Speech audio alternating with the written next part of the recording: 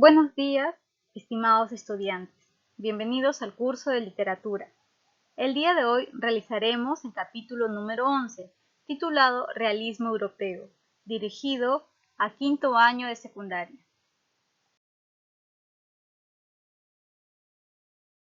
Iniciemos con la motivación. Observa atentamente la pintura. Te darás cuenta que la imagen manifiesta la división de clases sociales determinadas. Por un lado, encontramos un grupo de poder, que tiene sombrero y un traje oscuro.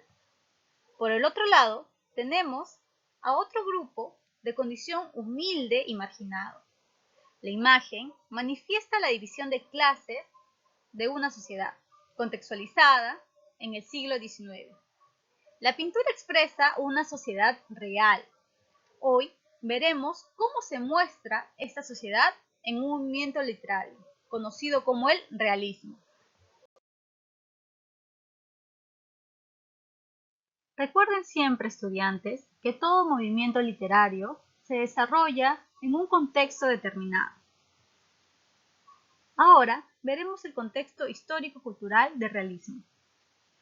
Recordemos que la primera revolución industrial consolidó una nueva clase social, que es la burguesía.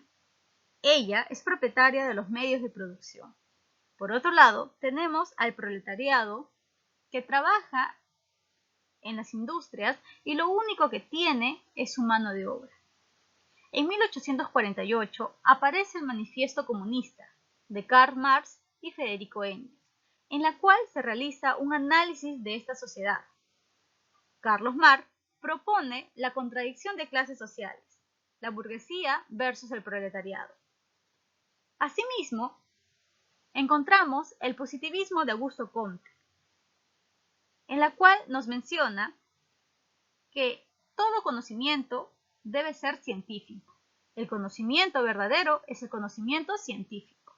Se debe investigar hechos observables y medibles y alejarnos de la metafísica. En 1859 aparece el libro de Charles Darwin, El origen de las especies, que va a ser base teórica para el naturalismo, que es la última fase del movimiento realista. Ante ello, surge la pregunta, ¿qué es el realismo? Vamos a tener la siguiente definición. El realismo es un movimiento literario que surge en Francia en la segunda mitad del siglo XIX y busca representar la realidad, pero de una forma objetiva y verídica. Principales características. Recordemos que el realismo, como movimiento literario, se opone a los excesos de romanticismo, por lo tanto, se opone al subjetivismo y al sentimentalismo romántico. En su afán por retratar la verdad, los realistas se dedicaron a investigar meticulosamente sobre los diversos elementos de la sociedad que se va a mostrar. Por lo tanto, hay una observación y descripción de la realidad. También encontramos el predominio de la narrativa, principalmente la especie literaria conocido como novela. El lenguaje es adaptado a las situaciones y condiciones de la vida de los personajes. Tenemos un lenguaje culto, un lenguaje popular, según las clases sociales que se comiencen a describir en el discurso realista. Se critica a la burguesía, quien es la culpable de los males sociales. Se critica la hipocresía, la corrupción que encontramos por parte de esta clase social. Hay una mayor presencia del narrador en tercera persona, así como su narración, que es lineal. La especie literaria, por excelencia, que se utiliza en el realismo es la novela. Es así que vamos a tener variedad de tendencias. Por un lado, tenemos la novela psicológica, que busca profundizar el mundo interior conflictivo de los personajes, así como su conducta y sus impulsos. El iniciador de esta novela psicológica es Stendhal, pero el máximo representante es Fedor Dostoyevsky. También tenemos la novela sociológica, que expone a una determinada clase social en toda su complejidad, analizando su relación que tiene con la sociedad. El máximo representante es Honorato de Balzac. Con respecto a la novela histórica, su propio nombre explica que se va a apoyar en la historia como fuente de conocimiento y comprensión de los procesos sociales, políticos, económicos. Un representante de la novela histórica es León Tolstoy. Otras tendencias que se suman a las explicadas inicialmente son la novela de tesis, en la cual se propone y se argumenta una postura que puede ser política, religiosa, hasta filosófica. También encontramos la novela de costumbres, en la cual se representan a personajes en un contexto histórico y social. Principales representantes. En Francia tenemos a Henri Merivale, conocido como Stendhal. Una de sus máximas obras es Rojo y Negro, publicada en 1830, que nos cuenta la historia de Julián Sorel, que apela a cualquier medio para ascender socialmente. Este propósito lo va a conducir a la muerte. También tenemos a Honorato de Balzac, que tuvo un gran proyecto titulado Comedia Humana, que buscaba describir y retratar la Francia del siglo XIX. Comedia Humana está formado por varias novelas. Entre las más importantes tenemos a Eugenia Grandet, publicada en 1834, y Papá Goriot, en 1835. También tenemos a Gustave Flaubert. Obra más importante es Madame Bovary, publicada en 1857. El realismo también se desarrolló en Rusia. Entre los máximos representantes tenemos a León Tolstoy, con las obras Ana Karenina, Guerra y Paz. También tenemos a Anton Chejov, representante en el teatro con El tío Vania y en cuento La dama del perrito. Según la crítica, uno de los mayores cuentos del siglo XIX. También tenemos a Fedor Dostoyevsky. Una de sus máximas obras es Pobres Gentes y Crimen y Castigo, que será la obra que desarrollaremos el día de hoy. Hablemos, estudiantes, de Fedor Dostoyevsky.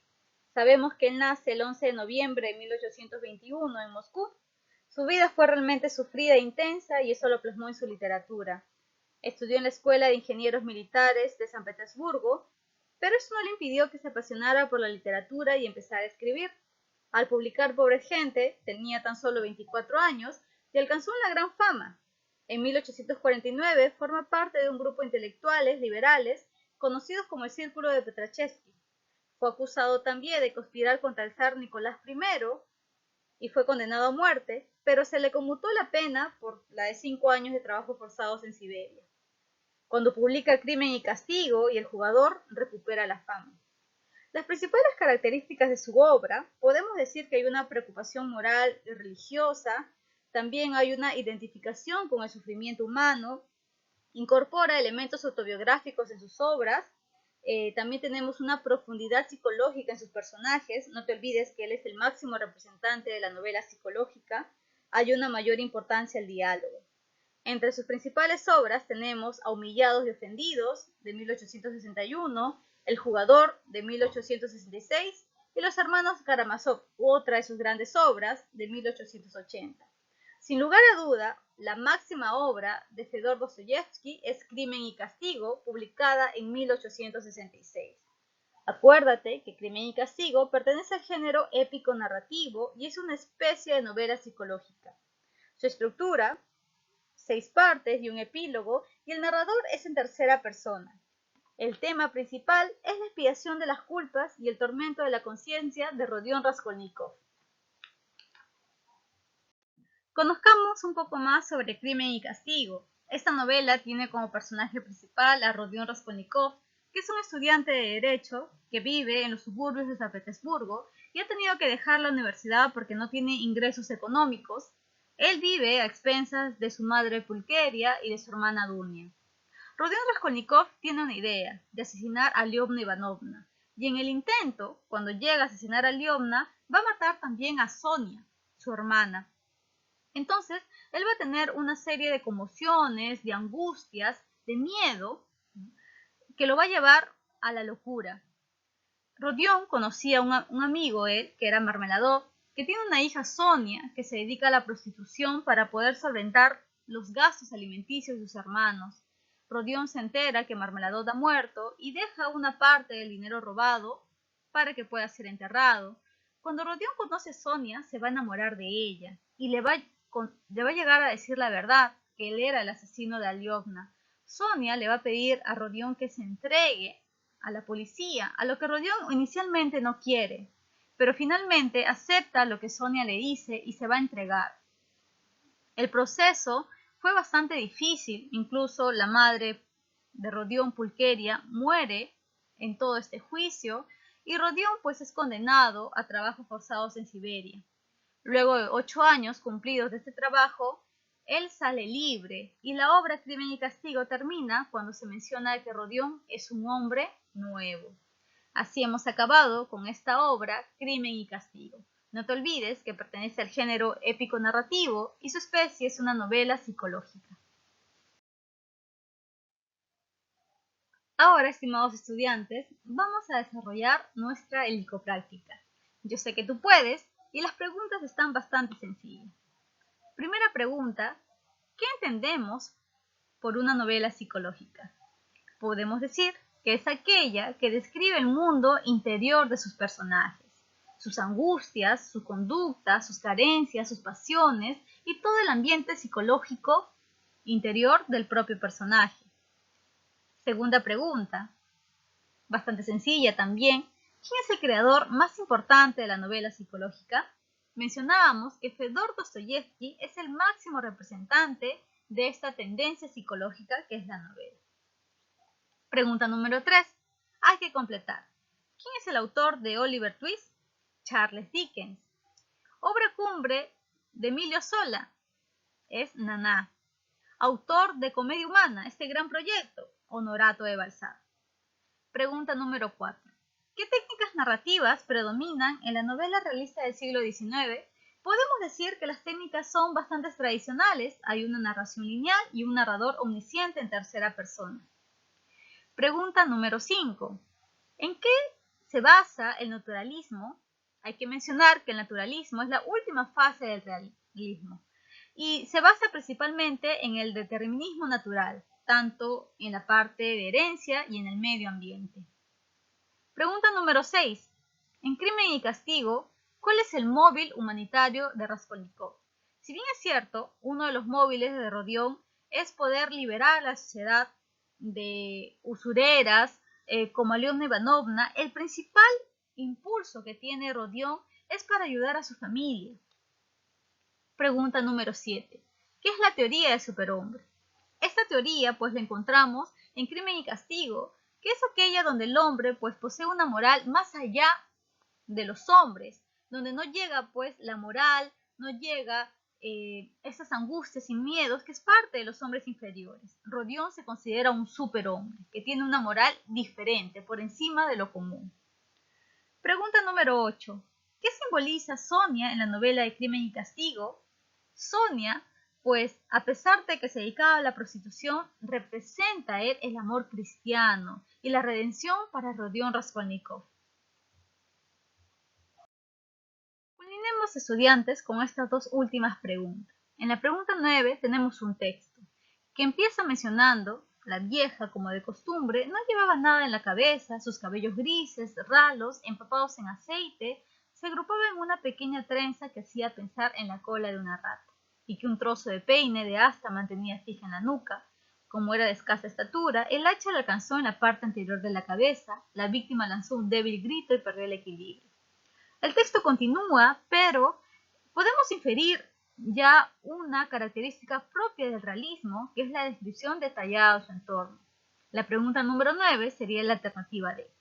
Ya en la última pregunta, en la 10, tenemos otro pequeño texto. En el siglo XIX, la clase media empezó a notar los efectos beneficiosos del progreso, pero también los nuevos problemas que daban lugar, hasta entonces desconocidos, como un cambio esencial de valores, desde los tradicionales que dominaban en los ambientes rurales a los urbanos, más cínicos, individualistas y materialistas. ¿De qué manera favoreció la aparición del realismo en este contexto? Podemos mencionar que permitía reconstruir la realidad de una forma bastante flexible y alejada de retóricas pasadas y moldes fuera de uso y dejaba libertad al escritor para elegir temas, personajes y situaciones. La alternativa correcta sería la D. Bueno, estudiantes, hasta hoy nos vamos a quedar con esta clase, capítulo número 11, Realismo Europeo. Cuídense mucho y hasta la próxima.